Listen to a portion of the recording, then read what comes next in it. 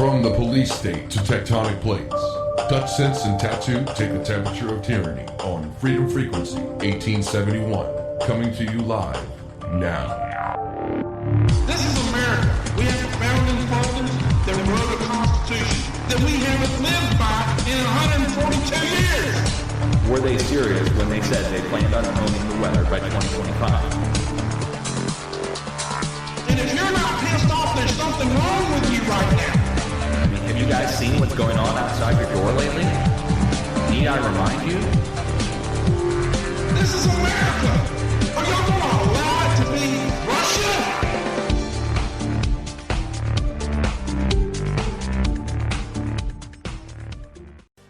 Now we're going to go to break. When we get back, I'm going to wrap up this first part, and we'll hopefully be able to take some callers.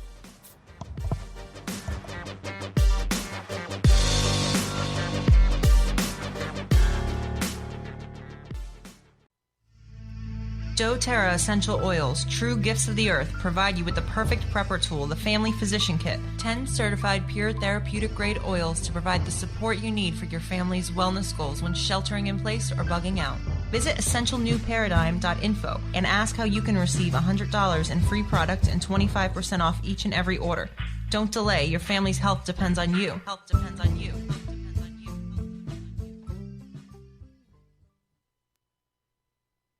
Thanks for listening to FPRN. Don't forget to check us out on Facebook and Twitter. If you'd like to start your own show with FPRN, advertise with us, or donate to the network or to your favorite shows, check out our website at www.fprnradio.com.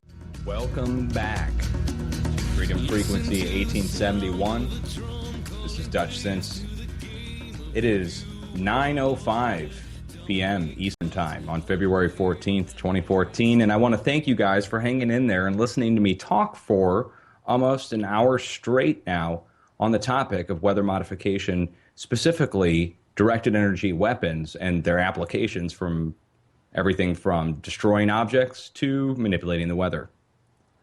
And we were just talking about, before the break, the U.S. Navy doing a series of experiments at the start of 2013. And I don't know if the producer is showing this all to you on there. Again, for the people who are not seeing this, I will describe it to you. We are talking about a large ring, circular-shaped sphere of plasma being generated by HAARP in 2013 by the U.S. Navy, heated to multiple thousands of degrees and sustained for over an hour and controlled. This is their own words, done by HAARP. And this is at the time where everybody was saying HAARP's closed, remember? Tat and I got very, very frustrated trying to explain to everyone that HAARP is not closed. The only thing that's closed is the website. And that's because they most likely don't want you to see what the effects of controlling flames at a ground level are using radio frequency. Now, directly below that post that I was just talking about, the post was called "The U.S. Navy Labs Create Plasma Spheres Rings." Below that is another post where they, in 1975, NASA and JPL used a radar to transmit power wirelessly. The Tesla experiment. The same thing that Tesla was talking about doing in the late 1800s was recreated by NASA in 75, and it was a success. They were able to transmit power wirelessly with no wires from a dish to a receiving rectenna. And a rectenna is a square, usually a square, array of receiving small antennas that are fed into usually a tube, where the tube then converts it to power. So you can imagine a tube in an old TV set, just to give you an example of what a tube looks like. You can imagine it lighting up on the inside, the gases on the inside lighting up, producing electricity. And so they're able to excite the gases on the inside of a tube using high-powered microwaves. And here's what they did with the experiment, guys, to put this in perspective. Somebody was asking in the chat room just a few minutes ago about their wireless headset at 2.45 gigahertz. Let me tell you guys, they transmitted power in 1975, 2.45 gigahertz, at 500,000 watts using a radar dish across a mile and a half almost across a valley to light up lights on the other valley peak. 2.45 gigahertz is what's running in my microwave in my kitchen. 1.9 gigahertz is running on everybody's cell phone. And now the new smartphones are going up into that range as well, especially with Bluetooth. So you're asking if 2.45 gigahertz is harmful. Yes. It's all a matter, though, of the power behind the 2.45 gigahertz. 2.45 gigahertz low over a long period of time is the same exposure rate as 2.45 gigahertz, one big blast from you. Let's say if you stood in front of one of these big transmitters, you'd get cooked and you might die. That's because you're getting a 500,000 watt blast all at once. But imagine if you were exposed to the same 500,000 watts over the course of 100,000 hours of carrying your cell phone around with you. So what they found, and we already all know this, there's zoning laws having to deal with this. An antenna that's built for your cell phone, like the big towers that are being built, should not be built directly next to people's houses. Same with the big microwave towers. They have to have them a certain distance. Same with the power lines. We're talking about transmission of power producing ionization, which then is the ions are stripped. Just like Michio Kaku talking about a laser stripping it from the air, we're talking about the same process happening through radio frequency. So is it harmful? Yes. And I would venture a guess that if you have a 2.45 gigahertz router, Wi-Fi router, like I do in my house, or Tap does at his house, or if you have a Bluetooth headset, or if you're talking on your cell phone, or if you're having a tower built next to you, we could all be part of this contributing problem of radio frequency pollution overall. What if the NEXRAD radar that we're seeing pulse at 2.45 gigahertz is actually not pulsing at 2.45 gigahertz, it's just normally operating. But there's an influx of everybody with their Wi-Fi routers at 2.45. What if it's having an accumulation effect that they're not counting or expecting? And that then caused tornadoes to come directly in to the most powerful microwave source in town, and it goes right to the center like going down a toilet bowl, because you have a swirling mass of frequency pollution. I don't know. These are things that have to be studied. For the longest time, it was denied. Now it's being admitted. Ionization occurs, literally the stripping of the particles of energy occurs at a distance from a transmitter. Now this goes back to 1985. 1980s, Thomas Bearden, Lieutenant Colonel Thomas Bearden, giving conferences saying the Russians have full capability to generate weather and earthquakes over the United States, set off volcanoes remotely. Same thing that William Cohen said in the 90s, Thomas Bearden said in the 80s. And Thomas Bearden literally coined the term scalar. Now, let me explain something. We have scalar in mathematics, and then we have Lieutenant Colonel Thomas Bearden's scalar. They are overlapping terms. The best way I can describe Thomas Bearden's summary of scalar is that he said energy could be generated at a distance using two transmitters. So let's say, and he would draw on two diagrams of two radar dishes, just like we're talking about here, transmitting power. Two radar dishes pointing in a certain direction. Where their streams cross, there is a space that's called a scalar integer. He called this a scalar integer. And it's a 0-point vector. I'm getting very technical here. But what that means is that he says energy can appear at a distance out of nowhere. Now, that directly flies in the face of the square inverse law that says that as something travels out from the distance, let's say let's say I'm talking to you on a CB radio, okay, or on a handheld walkie-talkie, it's an even better example, and you're a mile away. You could barely hear me. But if you're down at the bottom of the street, crystal clear. Okay, square inverse is taking care of that the energy travels out over distance and spreads out into a little wave, and then it goes out into nothing, supposedly. However, I would propose that square inverse does not apply when you're targeting two beams at an area to have an effect, a power effect, and that if the stripping and plasma generation is occurring, and they did it in 2013 at a distance from HAARP, they proved that it can happen, that it can be done. Square inverse doesn't apply when you're applying radio frequency at a distance, apparently. That's a new discovery. And so if we go down my post here now, and again, the producer is going to have to scroll down here, there's a whole mess of YouTube videos, okay? As you scroll down, we'll get past the wireless power transmission, And you'll see several YouTube videos if you're following along on the post. We're not going to watch any of these, but there's a good 7 or 8 YouTube videos that you guys can watch regarding HAARP in the mainstream media. And again, them explaining how these processes occur. Once you get past the YouTube videos, there is something that I sent a picture to the producer in our private chat here saying, can you show this when I tell you? This is a picture, and let me know when it's up, guys.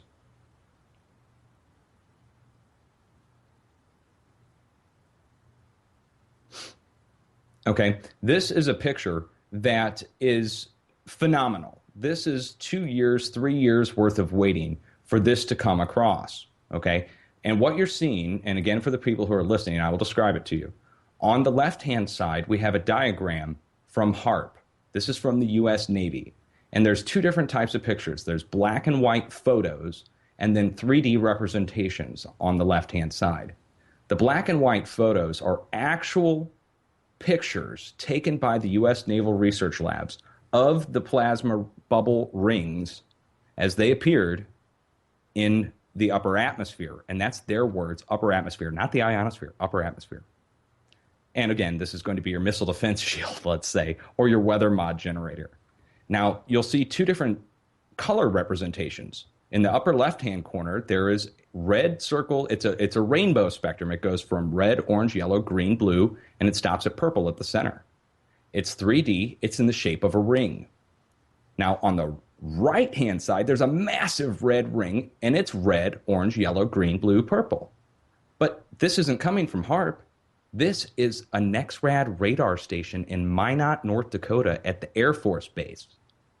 What do we have here? We have a NEXRAD radar station producing the same pulse, literally color-coded the exact same, in the same shape and representation that HAARP shows. Now, why is that occurring? How are they able to do that with radar? How is radar at 2 gigahertz able to mimic the same signal that we're seeing at HAARP? Wouldn't that also mean that plasma is being generated above this radar station? If they match? Well, here's what's happening. When radar pulses, it doesn't pulse at the 2 gigahertz range. It pulses in the single megahertz range, just like HAARP. HAARP operating 0 to 10 megahertz. Radar pulsing 0 to 19 megahertz. They overlap the same spectrum bandwidth in the pulse mode only, guys. Now, there's a lot of people, radar professionals, probably listening to say, oh, radar only operates at 2 gigahertz. No, go look up where it pulses. If it's an urban environment, it's pulsing at about 11 megahertz, I think. And I'm going from memory here. And in a non-urban environment, 19.6 megahertz. So we're talking about the same bandwidth here, guys. And look at the 3D representation. It is the exact same, only over a smaller distance. You see, this is multiple kilometers wide up in space on the left from HAARP. And on the right, it's about 500 miles wide, but it's on the ground level going up towards. So we've got one coming down from space or reflected up in the atmosphere, and another one coming from a ground-based source. What this proves is that radar and HAARP overlap in their capabilities, especially our NEXRADs. And we've got at least 2 per state all across the country. And this leads me nicely back into Owning the Weather 2025, my original discovery with the radar pulses and HAARP rings with tornadoes coming to the center of them, the creation of tornadoes using microwaves, the heating of the atmosphere using a pulse mode that matches HAARP. HAARP doing experiments in Alaska to control fire and lightning at a ground level. And this is all currently happening now, 2013, Have you 2014. also noticed that mainstream media, television, when they showing you the weather maps, they don't show you the live feeds anymore as much as they used to. They'll show you when they can, but if there's something going on, they don't show it as much as they used to. They don't in my state anyway. Futurecast. They're showing here in St. Louis over and over again. They're showing Futurecast, which is just a computer representation of what the precipitation is going to look like. Exactly. That is, suspect. Or now the other great thing is you'll see the weatherman who will hide what they're doing. They'll speed up the feed.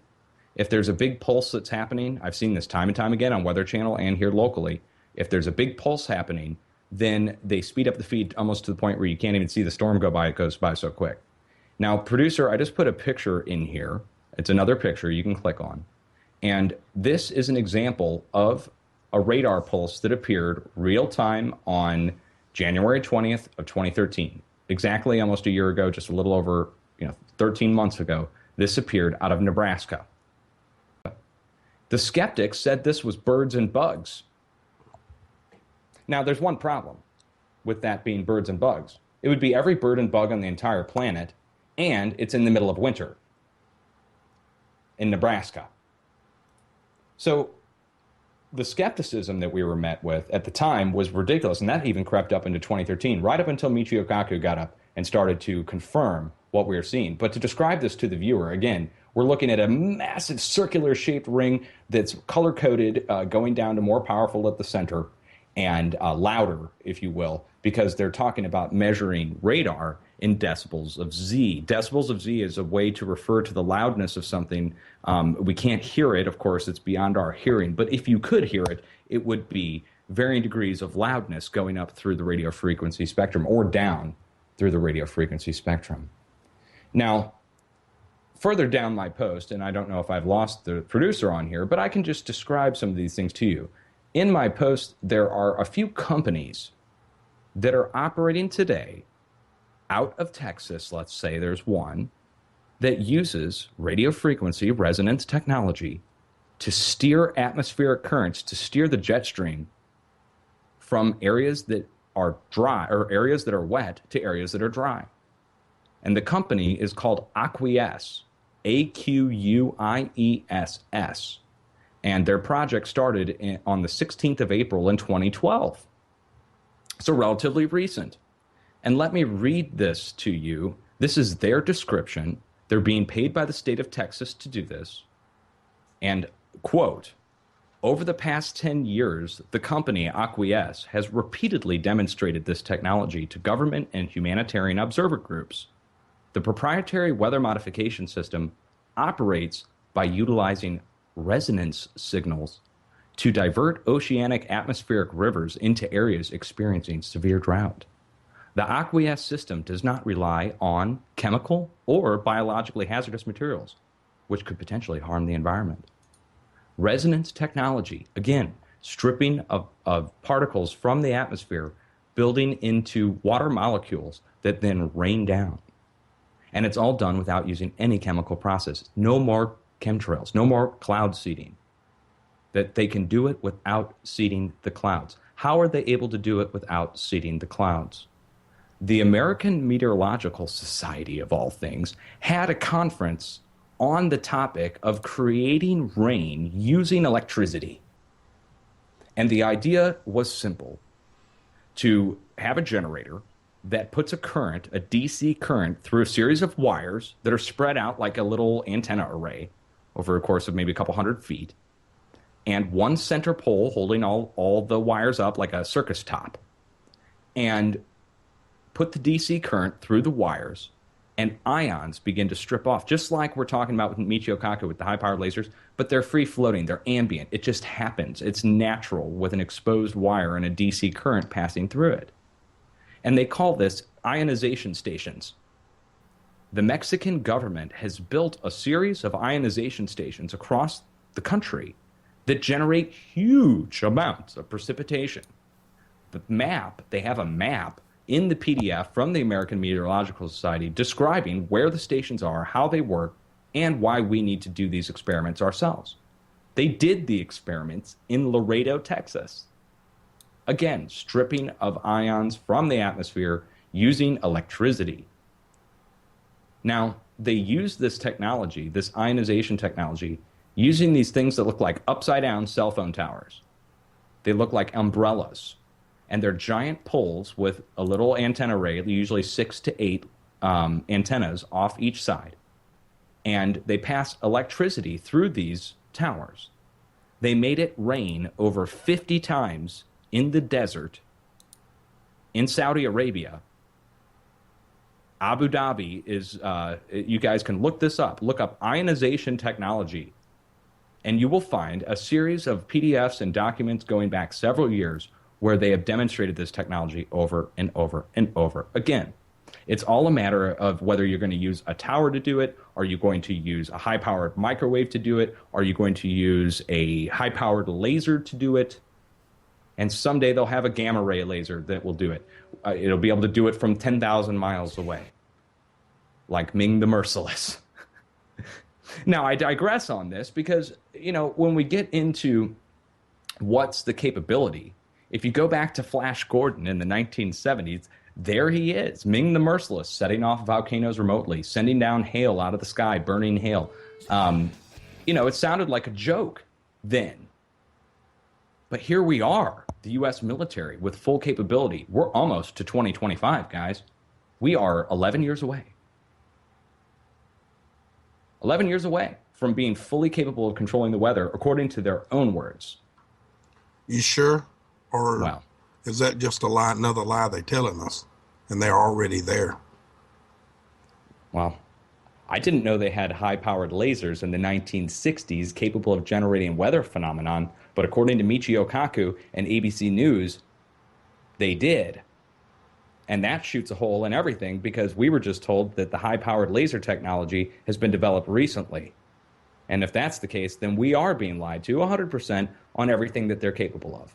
Now, I would propose if they're capable of generating a plasma ball in the atmosphere and extend it for multiple hours and move it around, that missiles are a thing of the past. I don't ever want to hear about the threat of a nuclear war ever again because we have the capability to melt the missiles as they're incoming. And now, in the next year, according to the U.S. Army, next 2 years, they're going to have the capability to melt bullets. Now, you know what that means, guys. Once they're able to melt bullets, no one will be able to oppose the United States military. Not that you'd want to, but what if that got into the hands of somebody that we didn't like, or criminal, or another country? All of a sudden, guns have become irrelevant, and they have. Projectile weapons have become relatively irrelevant because they have the capability to shoot down missiles now. They have the capability to melt incoming mortars. It's on my website, U.S. Army, bragging about it. It's on the back of a truck. There it is. You can go watch the experiments. So once they can melt your bullets, a gun becomes irrelevant. We're at a point in history, just like in the past, when, let's say, they developed armor-piercing arrows, the longbow, or when guns first came on the scene. We got about 3 minutes to break. Okay, perfect. This is perfect timing because we're going to go into callers finally, guys.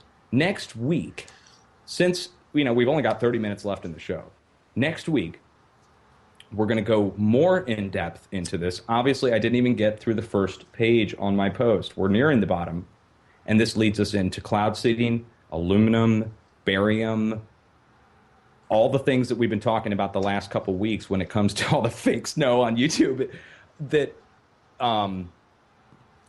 there are current weather modification activities taking place that have been admitted that are going to be going away, that we're going to see a turn away from the use of introduction of chemicals into the atmosphere, and they're going to be moving to this next generation technology. Why would you spend millions of dollars to spray when you can create the same ionization using a tower or using a transmitter? Now, the denial, I do not want to ever hear the denial again. This Dutch's HAARP rings has to stop because it would be now the U.S. Air Force HAARP rings, because I showed you the PDF at the start of this broadcast where they're calling them rings from HAARP, and that they're a topic of study going forward into 2017. And I don't want to ever hear that high-powered microwaves don't have a weather control effect, because the laboratory experiments have already been done by Dr. Slobodan Tepic over in Switzerland, or by the U.S. military, or CNN talking about it in 1985, or Michio Kaku talking about it in 2013. The days of denial on weather modification are over. Now it's just a matter of, are they going to follow through with all the different capabilities they were looking to develop? And again, let me read some of these capabilities to you just so we can understand what they're talking about using HAARP for. Precipitation enhancement, storm enhancement, precipitation denial, space weather influence, fog and cloud removal, detect hostile weather activities. What do you mean detect hostile weather activities? Doesn't that mean somebody else has the capability to generate hostile weather? Precipitation avoidance, storm modification, again, space weather, cloud and fog generation. That's my favorite, that they want to be able to move fog on and off an airfield at a moment's notice.